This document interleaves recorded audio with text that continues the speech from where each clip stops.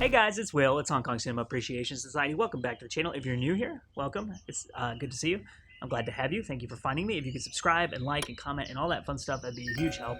I say it all the time, but it really does help. And the channel's been growing a lot recently. We're almost at 2,000 subs, which is crazy to me because I feel like we just hit 1,000 a couple months ago. So thank you to everyone who's been going along for this journey and subscribing and getting in on the comments and everything. It's been really wonderful. So I'm here today with an impressions video / review, whatever you want to call it. I've been doing these videos recently where I watch Hong Kong films that are kind of like lesser known to me, at least, and are not like the kind of ones you see a lot on YouTube, which is typically the action stuff, the thrillers, the martial arts films, Jackie Chan, John Woo, Chow Yun-fat, Ringo Lam, like that kind of stuff. And I just kind of do little videos giving you my impressions of them to kind of give a little shine to these films so people can go out and find them and watch them and hopefully love them as much as I've been loving them. So today I'm talking about Prince Charming, and I absolutely love this movie. It's my new favorite Hong Kong comedy. Like, really, I loved this movie. It came out in 1984. It was written and directed by Wong Jing, so you know what to expect. If you know who Wong Jing is, it's basically kind of like a very silly, very slapsticky, very screwball-y, very horny comedy. It's a very silly movie, and it stars both Maggie Cheung and Sherry Cheung. Very early in their careers, obviously, it's 1984. And then Kenny B is in it. And I wrote down names of a couple of the others because I didn't want to forget them. Park Chung-chan. And then you have Alfred Chung in this movie. So Alfred Chung actually directed On the Run, which is a film with Yoon Bi-yoo, who a lot of people point to as being Yoon Bi-yoo's best acting performance and like a really great underrated film. I haven't seen that movie yet, but I really hope to see it soon. It's kind of a horror movie to track down. He also directed, I believe the English translation of this film is Let's Make Laugh, which is not a great title, but I think you can watch that movie on Amazon Prime. I'm hoping to do another video of this style about that film. It came out in 1983. It's a Shaw Brothers movie, and it's widely considered, I think, one of like the best early 80s Hong Kong comedies. It was a really popular movie. It won some awards, I think, when it came out. I've seen like the first 30 minutes of that movie, and then I went back to finish it, and I couldn't find it again on whatever streaming service I was watching it on. So I'm hopefully I'll be able to track that down again and finish it. So one of the things that really impressed me about Prince Charming was the screenwriting. The screenplay, the structure of the film is really what I'm talking about, is super tight and in a very Hollywood way. And you don't, especially in like early 80s Hong Kong comedies, you don't see that a lot. And it's not really until like the late 80s, early 90s, you get really tightly scripted Hong Kong films. Like Police Story 2 is one that comes to mind, or like a movie like Miracles, obviously, with all like the gags and the farce that they're doing in that. It requires a fair amount of like tweaking in the writing. But with a lot of these films, you know, like you talk to people who are on the sets of these films. Like when I interviewed Simon Wilson, plays the vampire in Vampire's Breakfast, he said the script for that movie was literally one sheet of paper, and it was just a list of the scenes. And this movie is like, it basically perfectly conforms to like the traditional Hollywood screenplay structure, which is you have, and let me tell you what the movie's about first.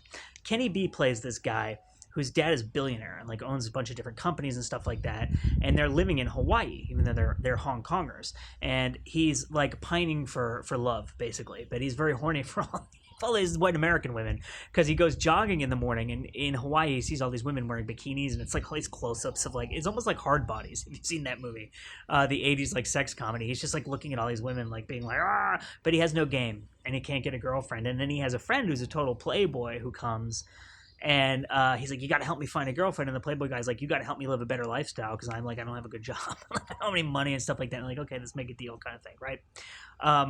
And then they meet the Maggie Cheung and Sherry Cheung characters, and they kind of develop crushes on them, but they think that the guys are pervs and creeps, and they don't want to hang out with them. So it's like this classic romantic comedy thing of they're antagonists at first, but you know that they're going to become boyfriend-girlfriend at some point throughout the movie, right?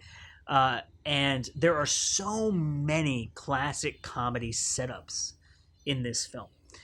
For instance, when they go, so what happens is the dad character, who's the billionaire, sends the son back to Hong Kong because he thinks someone is embezzling from one of his companies, and he sends the son to investigate. When they get there, there's a mistaken identity thing, and people think the friend is the son of the owner. So the guy who's actually the son of the owner gets hired as a chauffeur for the company. That makes it easier for him to investigate the embezzlement, but he's fallen in love with the Sherry Cheung character, who works for the company, as does the Maggie Cheung character, of course, right? Because they're best friends and they were on vacation in Hawaii together. And so they're falling in love under assumed identities. So then, of course, they're lying to people, and you know that that's going to come to a head. And like, just every scene has like these classic comedy setups.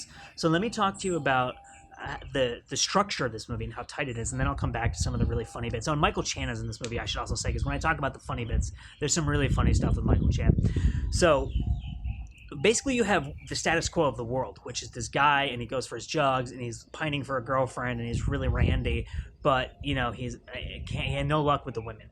And then the friend shows up, and he's like, well, let me help you. They make a deal. That's the inciting incident of the movie, right? I'm going to make a deal. I'm going to help you find a girlfriend. You can help me out with the money stuff, whatever. Then he gets sent back to Hong Kong. That's the break into Act 2, because that gives us the Act 2 goal of honing in on this embezzlement and finding out whether or not it's really happening. But then you have the parallel physical and emotional stories, right, which is a very common thing in Hollywood films, where you have the physical story of investigating the embezzlement and the emotional story of falling in love with the two women. And to give you like a classic Hollywood example of that, you look at Lethal Weapon. The physical story is finding the drug dealer, finding out what happened to this girl who jumped off the roof, and solving that mystery. But with the Riggs character, you have the emotional storyline of him going from a place of suicide and nihilism with the death of his wife and everything to a place where he wants to live and wants to be a part of a family and a community. So that's his emotional arc and his emotional story in that film, right? So in this, you had that emotional story of falling in love, which is the emotional arc of going from not being able to fall in love to having love, while at the same time you have a physical plot. And then you even have a midpoint twist. Rosamund Kwan is in this movie, and she shows up like halfway through. I believe it's her. And that's like the midpoint twist. So it's like this perfect Hollywood thing of like, and then the second act ends, and then the third act begins with a new goal, but the same characters and the same kind of trajectory. Like, it really hits all of those marks perfectly, as though it was scripted by like someone from an academic screenwriting program. And that, like I said, that really surprised me, not because I don't think the people in Hong Kong are capable of doing that, but because from what I understand, that's not as much the screenwriting culture of the films over there.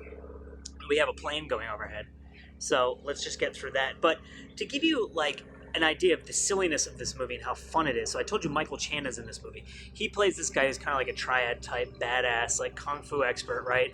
And he's in a club, and the hapless guy, Kenny B's character, who's trying to find love, is trying to pick this woman up or like chat with her or whatever, right? I don't think he's gotten as far as trying to pick her up. He's trying to just talk to her because he's so nervous. And it turns out to be Michael Chan's girlfriend. And so he comes over, he's like, what are you trying to do? Chat up my girl. And like, there's this huge fight. They chase them down the street and all this stuff, right? And it just seems like a kind of a silly scene. So skip ahead. This is like a minor spoiler alert, but there's a scene on the Sherry Chung character's birthday. And the Kenny B character goes over to her house, and she's like, you're going to meet my grandmother and my mom or my sister or whoever it is, and like all these people, right? And she's like, oh, my brother's coming too. And her brother comes, and it's the Michael Chan character, right? So it's like, so we know he's a badass, and we know that they're afraid of him, and we know that he wants to beat them up. But then we find out that the girl that he was with at the club is just his side piece, and his wife is at the dinner, right? So you have this thing of like the two good guys knowing that he's cheating on his wife, and him hating them, and they're trying to like get digs at each other, fight with each other, but at a dinner party. So it's just like really, really funny. And you just, in every scene, like there's another classic scene of like, there's this classic thing in comedies of like someone watching the main characters thinking they're doing one thing, but they're doing something else, right? So to tell you what I'm talking about, the Kenny B character takes the Sherry Chung character to see a movie, and they get ice cream. And so what the ushers in the movie theater are doing are walking around watching, they're trying to find people making out, basically, so they can watch them, like pervs, right? This is a very Wong Jing kind of thing. The Kenny B character is kind of like a klutz, and he spills ice cream on himself, like on his pants, and the Sherry Chung character starts trying to like rub it off. So these ushers are watching from behind, and she's rubbing his crotch. So like, of course we know what they think is happening, and they're like, what? And she has this napkin with the ice cream on it, and she throws it, and it sticks on this guy's face. He's like, oh, it's all white and sticky. It's like,